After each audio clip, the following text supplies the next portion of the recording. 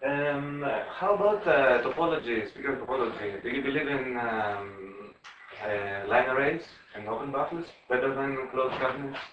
There are only two ways to perfectly reproduce sound.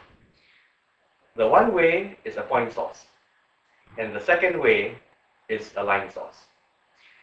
To make a line source, to make a point source possible, you need to have an infinitesimally small pulsating point, which means that any loudspeaker that has got more than one driver is an imperfect point source. So all these speakers, including what I do, the G5.3, is an imperfect point source. To make them work is a lot of work to make it sound this good. The line source is actually easier, but the line source needs to be a significant portion of the height of the room, which means that they have to be very big. It is impossible to make a line source fit into a room this size. It's impossible to make a point source fill a large room. So I do not have a preference for topology. I will do what is necessary. And I would like a few words about your Class D amplification. It's a relatively modern implementation, high-end for your business. It has been seen in the consumer. Do you believe that may account for the future in amplification? The Class D amplifier was the first working model, was designed by John Ulrich. It was called the SWAMP, S-W-A-M-P, Switch Wave Amplifier. It was delivered in 1976 by Infinity. Infinity, the founders of Infinity, Arnie Nudell was the one who founded Genesis. In 1991, Infinity was already using Class D amplifiers. We've been using Class D amplifiers for the past 19 years. So it is a myth that it is not developed adequately to serve It was not developed adequately. Until a couple of years back, the Class D amplifiers I could not sit and listen to. They did not deliver music.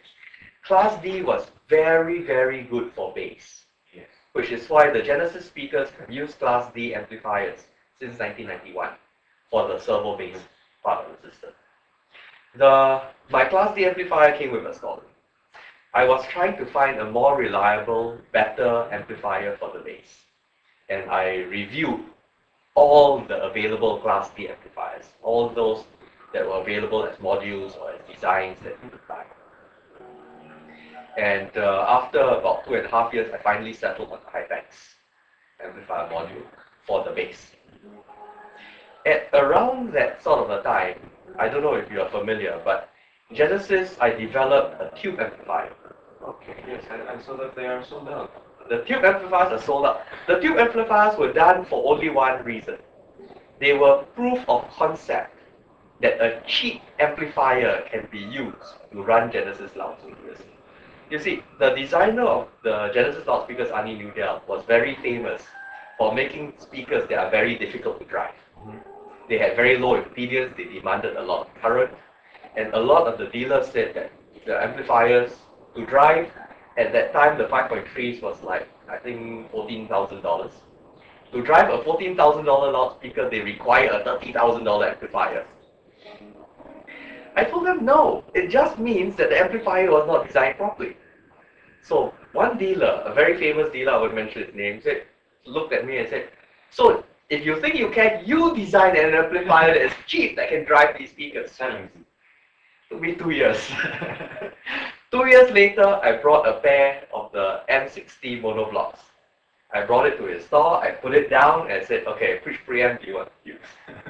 He picked the preamp, connected it in, we connected it to at that time was the 501. And it drove it perfect. So he lost his bet. I won my bet. He did not know. It was a $4,000 amplifier that drove at that time the $14,000 loudspeaker. The problem with tubes though is that the moment you buy the amplifier, it begins to deteriorate. So I didn't want to really continue with those. But they were a proof of concept, and I told him, look, if I can design it, and I'm not a famous amplifier designer, then everybody else can design it. So That's the amplifier. I've proven my point that you don't need an expensive amplifier to drive the Genesis speakers. I'm done. It was an active study of the subject. Yes, it was a proof of concept. It was a study. So the Class D modules now, you design them or you still use hybrids? I still use the HiPEX module, but I heavily modify the HiPEX modules. The reason is that if you listen to a lot of Class D amplifiers, they don't have what I call the soul and the emotion of music. You know, you don't feel that the singer is singing of a lost love, or you don't feel that the singer is actually in love with you when she's singing to you. The problem I solved was actually discovering that it wasn't the problem of the module. It was the problem of the power supply. So I designed a power supply that works perfectly with a Class D module to deliver that sort of emotion. It is a linear power supply or a switching? It's a linear power supply. I couldn't make a switching power supply work. I tried. Yes, I know it is a bit of a challenge, but if anyone can do it, I believe it's you. Thank you. Someone has to challenge you to do it. Someone has to challenge me to do it. You know, the challenge was to design an amplifier that would drive anything. And that's what the Genesis reference amplifier is. It will drive anything. And you believe that it is faithful to its name, the reference model? It's the reference. It is the reference. And the reason I say that I need a reference is that when you are designing a loudspeaker, you are at the mercy of everything else. From the cables to the power to the preamp to the power amplifier. And when you are able to listen to music through an amplifier, then it has got to be the reference. Do you also have environmental concerns? Because the Class D is most efficient in the world. Yes.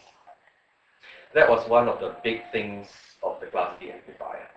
You know, before I finished the Class D amplifier in my home theater at home, for my kids, they play the Xbox on it. I have got a full Genesis surround system. Each speaker had 2 M60s on it. So I had 10 monoblocks around the entire room to run my home theater system. In summer, when you turn it on, it gets very hot. You can also see the electric meter running very fast. And I thought that the problem with high-end hi-fi, is that number one, it takes a long time to warm up.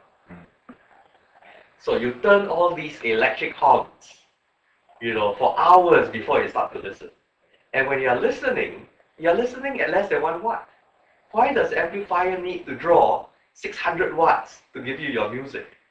You're contributing to global warming, you're contributing carbon dioxide, you're using precious resources, and I just did not like that fact.